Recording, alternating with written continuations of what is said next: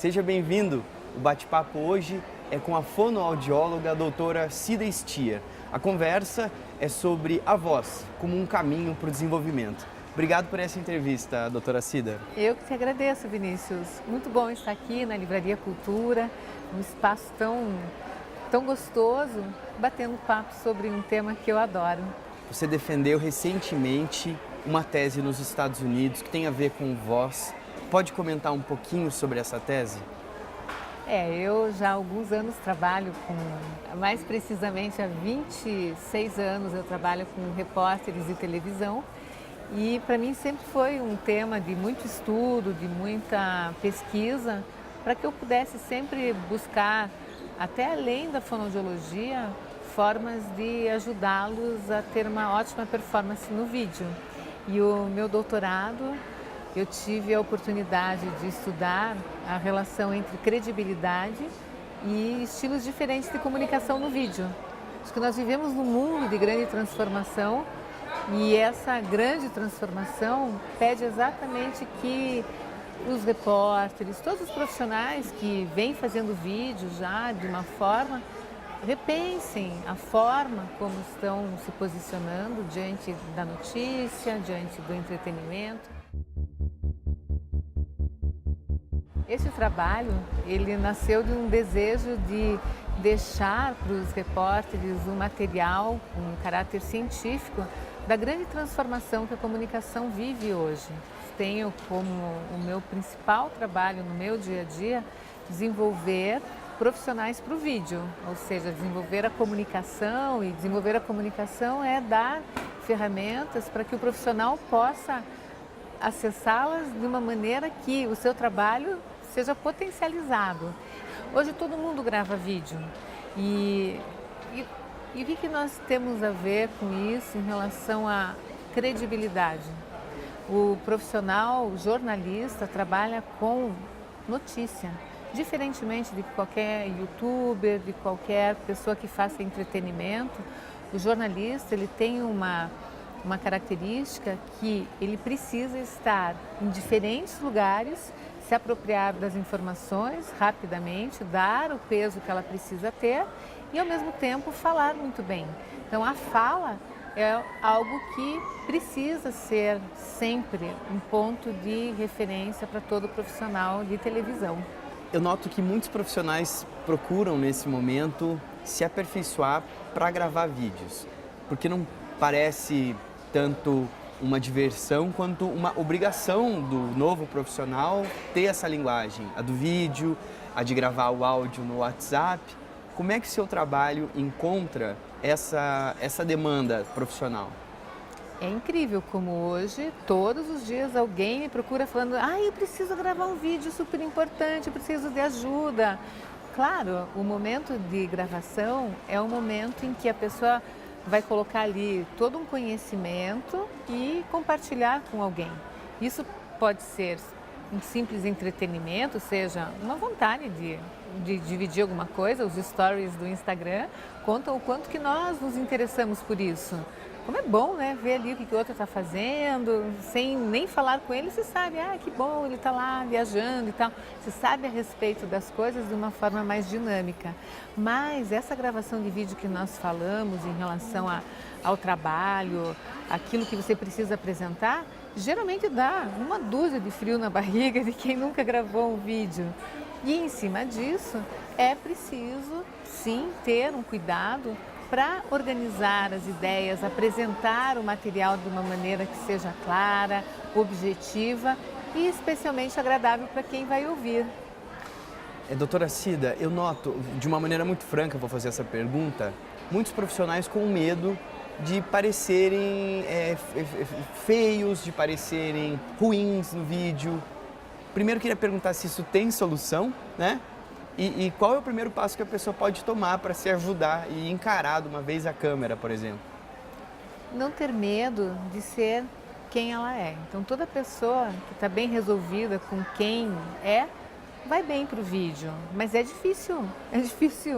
Eu admiro demais o Whindersson Nunes. Sou fã do Whindersson, porque ele é um dos maiores youtubers do mundo E ele tem um ingrediente que eu considero fenomenal, que é a capacidade dele ser ele mesmo. Ele não tem medo de ser ele mesmo. Então, assim, qualquer pessoa que tente ser ele, não vai dar certo, porque essencialmente ele traz a história dele e trabalha com a coisa mais sagrada, que é o outro, é fazer com que o outro acesse aquela informação, se divirta e brinque com ele, quer dizer, então o segredo, temos muito a aprender, muito a aprender, mas isso não quer dizer que todas as pessoas têm que gravar vídeos no estilo dele, de forma nenhuma.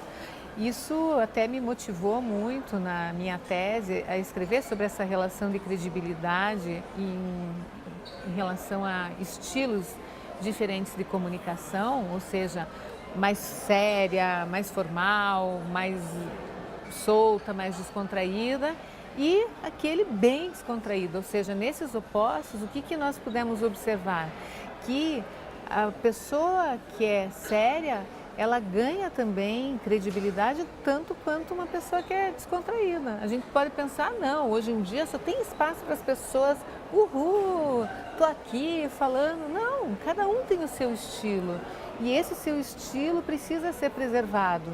E aí entra uma questão que, na minha avaliação, eu considero fundamental e é o ponto de referência, digamos, o ponto de partida para um bom vídeo, é você começar a se relacionar com a sua voz.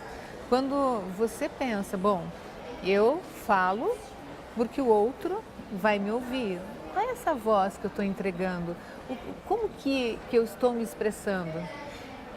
Vinícius, se eu perguntar para todas as pessoas que estão aqui nessa livraria hoje, o que você acha da sua voz? 90% vai dizer, detesto e tal. Então, esses 90%... Eu adoro a minha. Que bom. É impressionante. Eu sei que é fora da curva. Mas tem que adorar mesmo. Porque a partir do momento que você gosta da sua voz, você também está dizendo que você se relaciona com ela, que você tem o hábito de ouvi-la, que você sabe julgar de forma coerente. Agora, 90% das pessoas que não gostam vão ter um impacto muito forte na hora de gravar um vídeo e vão dizer assim, ai, ficou horrível, não ficou. Só causa estranheza porque, de modo geral, as pessoas não reconhecem a voz como sendo realmente uma ferramenta poderosa de comunicação. Muitas pessoas trilham caminhos de desenvolvimento pessoal, especialmente não que seja uma coisa exclusiva da fase adulta, mas mais na fase adulta as pessoas vão escolhendo caminhos para se desenvolverem. Então algumas vão para a literatura, por que não? Outras vão para a academia, por que não? Academia de ginástica, academia de ciência, cada um escolhe o que é melhor. Agora, o desenvolvimento da voz me parece ser um caminho para o desenvolvimento pessoal. Eu digo isso porque, ao trabalhar a voz, se trabalham muitos outros aspectos. Eu estou certo nisso? Sim, sem dúvida. Uma paixão enorme que eu tenho na voz humana, me especializei nessa área dentro da fonoaudiologia e sinto que foi um presente durante esses meus 30 anos aí trabalhando com voz, poder conviver com as pessoas maravilhosas que sempre buscaram o meu trabalho e eu tenho certeza que nessa jornada toda eu aprendi muito mais do que eu ensinei. E tem uma coisa muito interessante, que quando eu comecei, era uma época que os locutores tinham que ter vozeirão.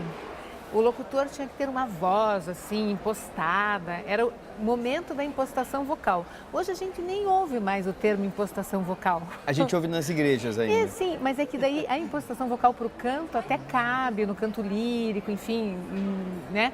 Mas na fala, se você chega assim, olá, hoje estamos aqui, vamos gravar um vídeo, fica... Dá um ruim, né? Dá, mas aquilo era uma coisa de muito valor. Então, por exemplo, se a gente for resgatar a história do repórter Esso, né, que cobria na época de Getúlio Vargas. Acabou a guerra, acabou a guerra. Amigo ouvinte, aqui fala o repórter Esso, testemunho ocular da história. A Rádio de Hamburgo, depois de transmitir o crepúsculo dos deuses durante muitas horas, acaba de anunciar o Führer morreu. Terminou a guerra, terminou a guerra, terminou a guerra. Marcou toda uma história do rádio e o jeito dele falar foi foi muito marcante para a sociedade na época, porque as pessoas podiam ouvir uma notícia num determinado lugar, mas falavam, não, se não deu aqui no Repórter ESSO, não é verdade isso que eles estão falando. Olha o peso, porque o Repórter ESSO, que foi interpretado por 3 profissionais diferentes ao longo do programa, ele é um exemplo do quanto que nós nos conectamos com a figura do jornalista, da pessoa que vai trazer uma informação. Então, a voz, ela tem a dimensão de conexão. E nós precisamos estar muito conectados com essa voz. Eu lembro que eu era bem garota quando eu comecei a trabalhar com os locutores e eu achava tão engraçado aquele negócio, não, Cida, mas eu tenho que falar assim. E por alguma questão natural minha, eu sempre achei que as vozes tinham que ser o que elas são. Mas como que nós podemos melhorar uma voz? Colocando técnicas que tenham muito a ver com aquela pessoa que vai usar a voz. Então não é uma coisa assim, vamos generalizar, todo mundo vai fazer isso igual. Não, eu trabalho dentro de uma emissora de TV que tem um padrão de qualidade altíssimo em termos de voz. Não é que as pessoas falem, os profissionais de lá falem todos do mesmo jeito, não, mas eles priorizam a forma de transmitir uma informação com cuidado, com boa voz, com boa dicção, coordenando bem a respiração, porque se você não traz elementos que te ajudem a sustentar a informação, o que vira informação é a voz descuidada, é a respiração ofegante, é a dicção atropelada. Então a técnica ela tem que existir para fazer com que o profissional fique mais poderoso. Agora, eventualmente se vai à psicoterapia uma vez por semana, e daí você tem momentos de reflexão diariamente, é necessário. Se você vai treinar um instrumento, você aprende com um professor e treina aquela aula durante a semana. É a mesma coisa com uma terapia dessa categoria, não é? Treinar a voz é um exercício diário. Sem dúvida. A fonoaudiologia tem vários segmentos de atuação. Dentro especificamente da área de voz, existe então o tratamento, que é para quem tem problemas, que nós chamamos de disfonias. As disfonias são alterações vocais. As disfonias acontecem por diferentes razões, seja lá porque a pessoa usou a voz com esforço numa sala de aula, o professor, que é uma alteração bastante comum, eles desenvolvem os nódulos, que são os calos, os famosos calos nas pregas vocais. Assim como alterações que têm um impacto maior, a pessoa que tem um padrão abusivo, que grita muito, que faz muito esforço, que abusa com cigarro, álcool, enfim, também acaba ficando mais predisposto a desenvolver uma lesão nas pregas vocais. Qual é o sintoma básico? Rouquidão. Então, a rouquidão é um sintoma importantíssimo que traz como referencial para todas as pessoas, opa, alguma coisa não está boa. Às vezes, essa rouquidão pode ser um problema de estômago. A pessoa tem um refluxo gastroesofágico e pela volta desse ácido pelo tubo do esôfago, que é a estrutura do aparelho digestivo, que acaba fazendo comunicação com a faringe e laringe, pronto. Então, esse suco vai invadir a área da voz e a voz fica rouca. Mas veja, a pessoa pode, ao ouvir uma voz rouca, identificar, tem alguma coisa errada. E aí o que ela tem que fazer? Procurar um médico otorrinolaringologista e, se for necessário, já é um trava-língua, mas é o médico que cuida, né, do ouvido, nariz e garganta.